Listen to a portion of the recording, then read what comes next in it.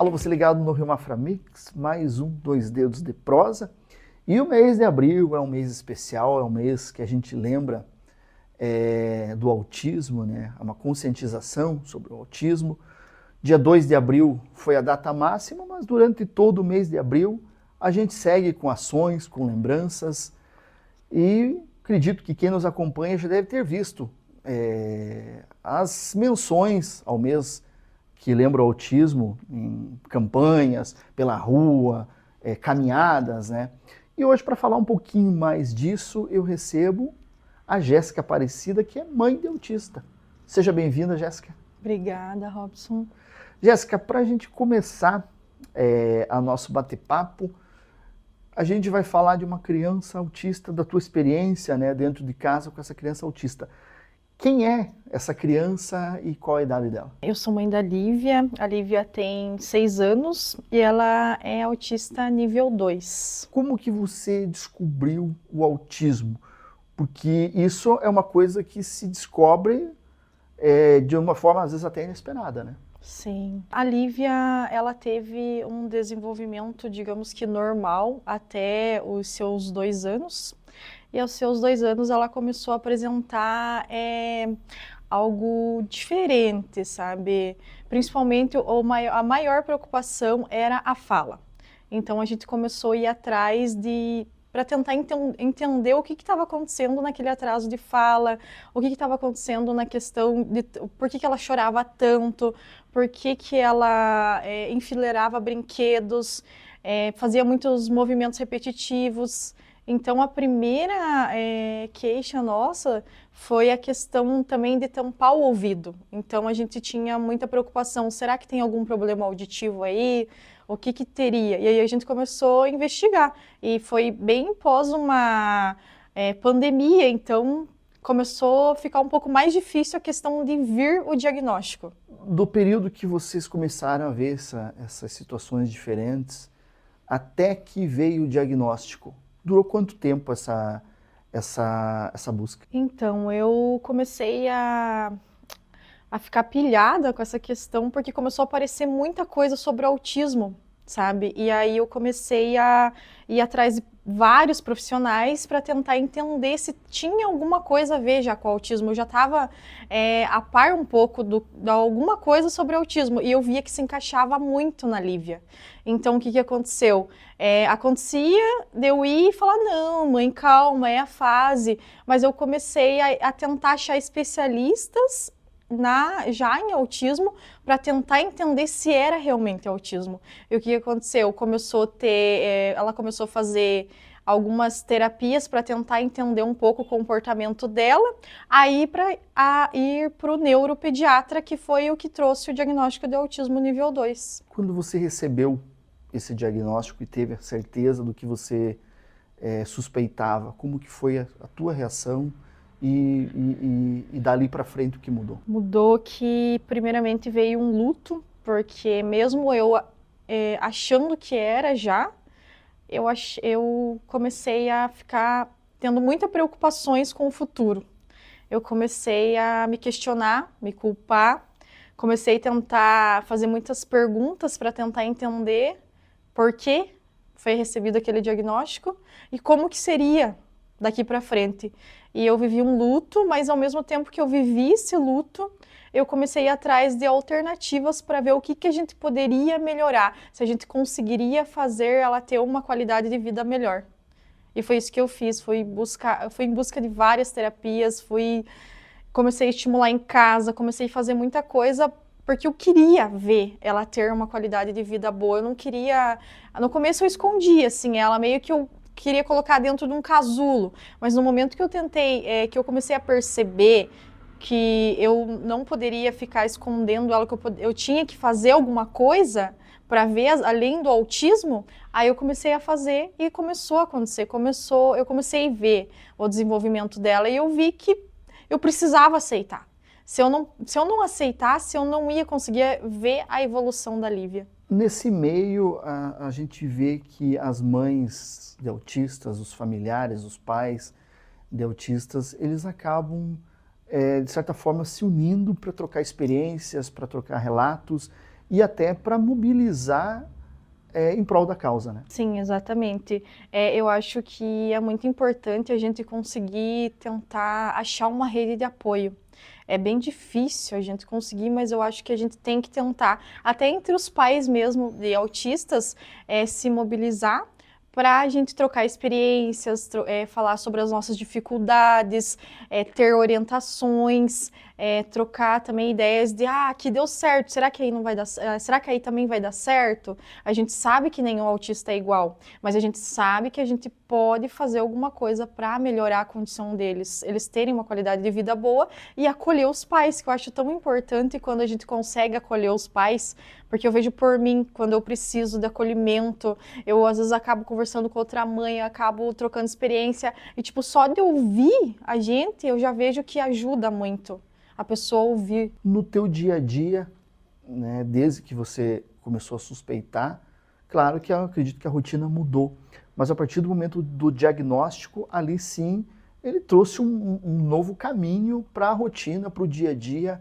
em casa, na educação e no comportamento em geral da família. Sim, mudou muita coisa, porque a gente tem que começar a adaptar para conseguir também não ter desregular o autista, né? Então o que a gente fez? A gente mudou muita coisa também, questão de ter uma rotina, a gente tentou fazer de tudo para conseguir adaptar para ela ter uma qualidade de vida melhor. Quais são os desafios hoje de uma mãe de um autista? É bem doloroso, mas ter que fazer a sociedade entender e respeitar os autistas e a luta pelos nossos direitos, eu acho que é muito difícil. É esgotante você ter que lutar pelo mínimo. Hoje a gente vê o mês de abril, né, que tem ações dedicadas aos autistas, mas ainda assim é pouco em relação aos outros 11 meses que não existe essa lembrança, muito pouco é lembrado, né? Exatamente. O que a gente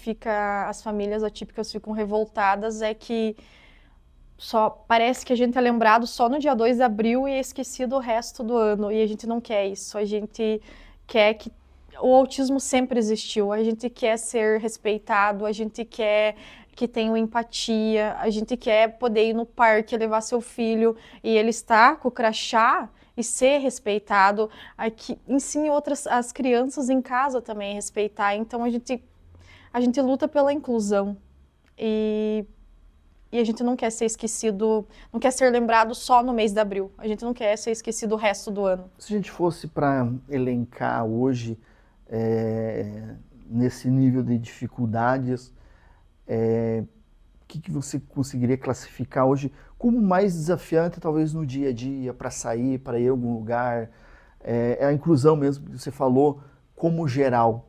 Hoje, qual é a principal barreira? Eu acho que a questão da sociedade com olhar maldoso, as outras pessoas olhando com olhar maldoso, rindo diante de uma crise de uma criança, que é as coisas que a gente passa várias vezes, principalmente em mercados, lugares que tem mais movimento.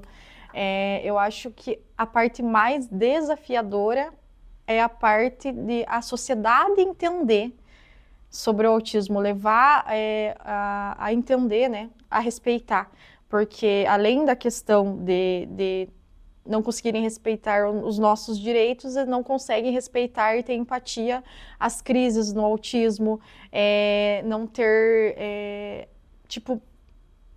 não rir, não dê risada, não faltem com respeito aos nossos autistas, respeitem as diferenças deles. Quando você fala em empatia, me lembra uma luta muito grande, não só do autista, mas principalmente dos autistas e também idosos, que é a questão do barulho. A gente vive numa sociedade barulhenta. Sim. E a briga pelos fogos de artifício, eu acho que é uma das principais lutas hoje das famílias de autistas, né? Sim, é revoltante porque realmente eles se desregulam, tem crise, então acho que seria bem interessante cortar isso de fogos e barulhos extremos. Até é interessante você falar sobre isso, Robson, porque quando a gente sai com uma criança autista com crachá, né, e com fone, o olhar maldoso é maior ainda. Uma das lutas que a gente vê muito é do barulho. A gente vive numa sociedade barulhenta, a verdade seja dita. né, com buzina, com carreata, e uma das principais lutas, não só dos autistas, mas principalmente dos autistas, mas também de idosos e acamados, é com relação a fogos de artifício, né? Tanto que existe até uma tentativa de que emplaque uma lei municipal. Às vezes quem solta vai lá atrás da casa e estoura um foguete, né, no ditado popular, pro gol do seu time, para comemorar alguma coisa na virada do ano, dentro de uma festa, talvez ele não imagine que alguns metros dali existe um autista que sofre com isso. E quem está junto com o autista sabe o sofrimento que é o barulho de um foguete. Como que você, como mãe de autista, pode descrever para quem talvez está nos assistindo e não sabe o impacto negativo que isso traz? Então, a criança autista, quando ouve um barulho que a incomoda, ela acaba tendo uma crise muito forte, ela se desregula, ela se bate, ela fica extremamente nervosa, e para tentar voltar ela se regular novamente é muito sofrimento, é difícil para os pais, acaba ficando horas às vezes desregulada. Então eu acho que seria um apelo mesmo para as pessoas ter mais empatia e pensar quando for fazer esse tipo de acontecimento. Que também não é só o foguete, né? A gente vê também motos estralando, sim, buzinaço, carreata, né? Entre outros barulhos, principalmente que são agressivos para qualquer pessoa, mas para esse público é muito mais, né? Sim, é importante evitar e pensar antes de fazer, né? Na questão do aprendizado, né? Da questão educacional, ela tem mudanças, né?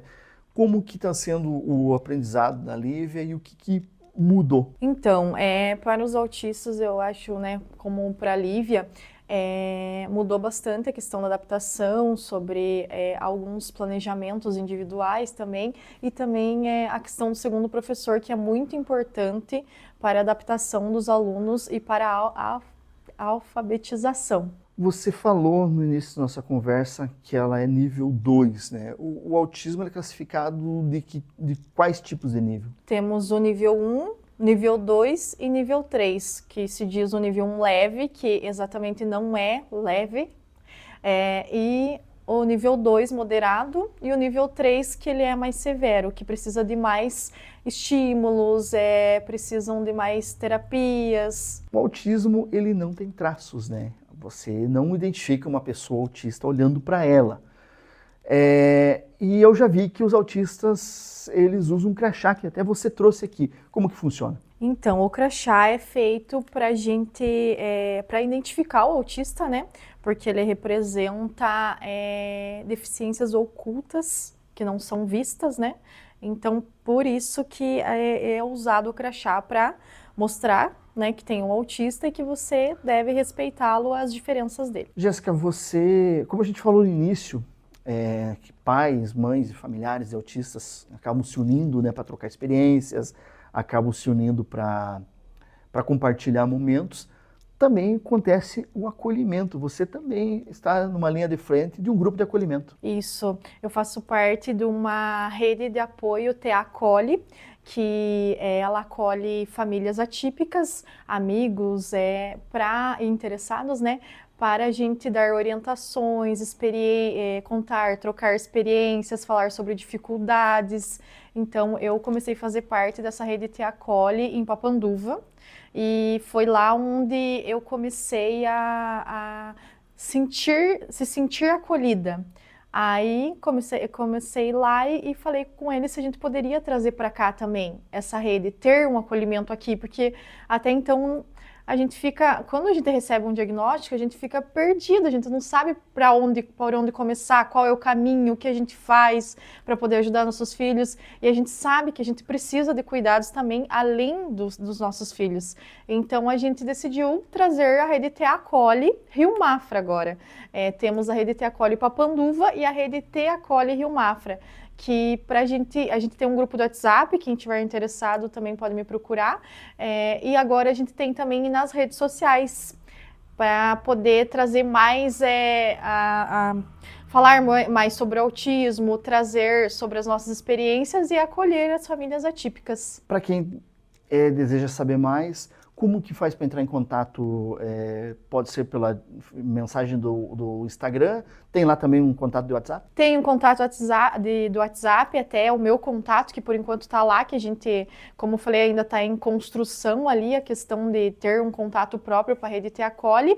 E assim, vocês podem também procurar a gente pelo Instagram, Facebook, que também na bio do Instagram tá lá o link do grupo Rede Te Acolhe Rio Mafra, que quem estiver interessado, quiser também estar na questão de procura de rede de apoio, vem com a gente que a gente vai explicar, vai dar orientações e a gente tem um encontro uma vez no mês para falar e trocar experiências e também cuidar de quem cuida, porque a gente como mãe atípica sabe quanto é importante ter uma rede de apoio. Tá certo. Para você que ficou com alguma dúvida, se interessou em conhecer um pouco mais esse trabalho, na descrição desse vídeo também está marcado o @, do Instagram da rede, e lá você pode entrar em contato com a Jéssica, trocar um WhatsApp, né? E, como falou, ser acolhido, né? Jéssica, muito obrigado por você nos trazer essas informações, dividir com a gente essas informações, e eu deixo as considerações para você que se dirija a quem está nos acompanhando, que se identifica com essa situação do autismo, para uma mãe autista e para aquele que talvez não, como você no início tinha suspeita, mas ainda não buscou um diagnóstico. Então, o que eu gostaria de deixar de reflexão a todos, primeiramente, que respeitem as diferenças, respeitem nossos autistas, respeitem os seus direitos e também queria falar com as famílias atípicas. Você que está descobrindo agora o autismo do seu filho, não coloque uma sentença no seu filho, não coloca ele num casulo. Mostre ele para o mundo.